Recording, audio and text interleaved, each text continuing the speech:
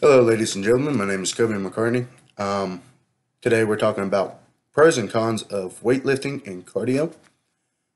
Just going to go ahead and get right in and started with the pros of weightlifting because it's a personal favorite of mine. Okay, so one of the pros is that pretty much it can help you gain strength and size by tapping into our fat stores. Also makes us stronger, not in just short term, but in long term as well. Helps us with our everyday use and chores. If you're in a manual labor job, say the oil field or coal mines, it helps you beneficial as that as well because you're used to it already. In my opinion, it's also a great form of therapy. Don't it also just help with anger issues, especially if you're fighting depression or anxiety, anything mentally that stresses you out, or just stress in general. If you're emotional, go to the gym. I mean, it's been a factor in a lot of many ways. Um, so with one of the cons, it requires precision, and when I mean precision, it's form. I've trained a couple people in the past, and form is key, especially in the powerlifting or bodybuilding. Anything with weights, you got to have good form. Say that you're setting up for a deadlift or a squat, you put 400 pounds on the rack.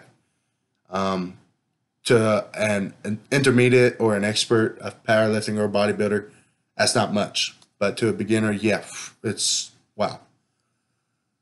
If you go set up, and if you just set up the wrong way, say that you pull that weight up, you just go over, pick it up, don't even squat down. You're asking for your spine to snap in two. Probably asking also to pull all your lower muscles in your back, your hips to shoot out. I mean, the list goes on. Squat, same thing. You set up, you go too fast, or if you just turn, and if you're not, or if you're talking, I've had it happen to me, but just by talking, I've pulled muscle in my neck. It happens. But if you do that, and if you just twist, and if you're not nice and tight, like I said, it can pull muscles in your lats, your lower back, can pull in your abdomen. You're asking for a hernia. Um, Spine can give weight. You could drop it. You could fall with it. I mean, the list can go on. So before I move on to the pros of cardio, calorie beneficial and health. It's really good for your bones. It strengthens our bones. So it prevents our bones from breaking as easy and getting fractures. It's a little bit harder on our joints. I know that will be a con with it. But, calorie wise, it's a longer burn, if that makes sense. Cardio is a quick fix. So you can do moving on to cardio. What's good about cardio is that you can burn your calories, all that you need to burn your fat in about 20 or 30 minutes. Boom, you're out of gym, you're done. You got 4 or 5 hours to kill before you could go to bed or whatever you got planned in your day. So,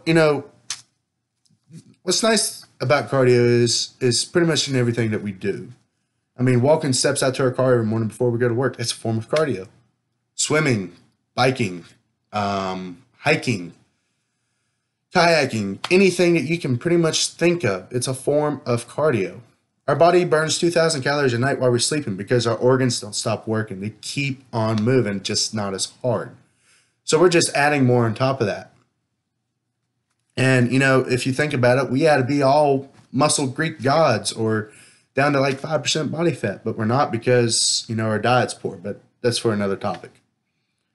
So, also it helps with your hearts and your lungs. It keeps that blood flow going, pumping good, lets your diaphragm expand, you breathe better. It also helps with your digestive health. You don't have a lot of pancreatic pain or anything. But one of the cons is with it, once you start getting used to it, you become like what we call a marathon runner or stay there for like 2 or 3 hours of running, because you're not getting that runner's high anymore. So you're not going to be able to put on muscle size. You'll be able to strengthen your muscles to a degree. You'll be able to increase your endurance. That's great. But if your goal is to get actual big, you will not do it with cardio. That's why you don't see all these big time bodybuilders like Branch Warren, Phil Heath, Jay Cutler and whatnot. They do their cardio maybe about 10, 20 minutes a day, but they're so massive. And that's because they've learned that they need to do about 2 or 3 hours worth of weight training and just a few minutes of cardio. And then, of course, diet and, supplementation.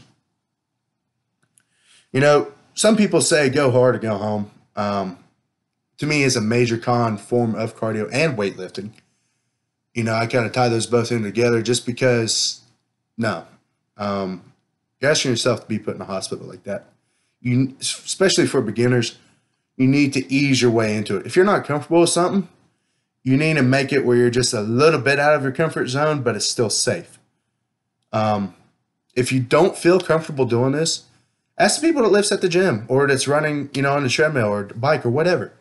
It don't have to be the biggest guy in the room. It don't have to be the smallest guy. It's just see who's got experience and ask them. I guarantee you they'll be nice enough to show you the right ways how to do it. All your lifts and your cardio. So, pretty much it boils down to willpower. Our willpower does have a time limit. Everything ends. So if you have a high willpower, that's awesome. If you have a short willpower, that's something that you have to work on. In the end, everyone's different. We all start from different places, from being born small and skinny to being, obese and unhealthy. I mean, we all have that goal. So pretty much all we have to do is get the determination and work our butts off, and eventually we'll be happy with it. Thank you.